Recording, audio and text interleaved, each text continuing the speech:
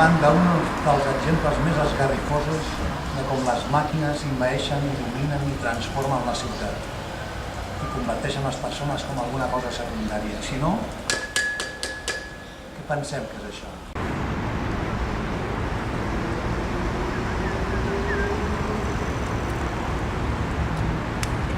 Són les ciutats per les persones?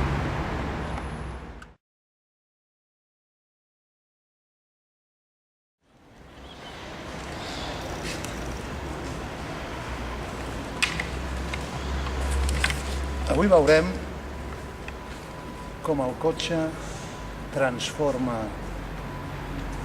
malauradament, els petits barris i els petits carrers per convertir-los en un espai on el de menys són les persones. Voreres estretes que has de ser Spiderman per passar-hi. Pals de ferro que són perill pels nens i els invidents i qualsevol persona amb dos cames.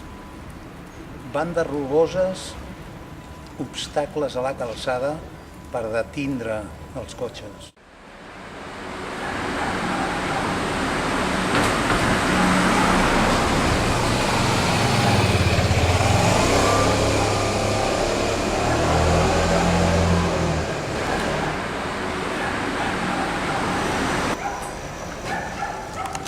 Per què us penseu que hi ha aquestes bandes rugoses al mig de la calçada? Doncs vergonyosament hi són perquè els legisladors ja saben que els cotxes no s'aturaran i com no s'aturaran els han d'aturar. És a dir, estem acceptant el delicte com algo natural, per cagar-s'hi. Però quin és el responsable?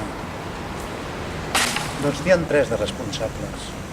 Primer, les multinacionals del cotxe, que incentiven l'ús desaforat. Segon, els legisladors que ho permeten. I finalment, l'exèrcit d'analfabets que l'utilitzen.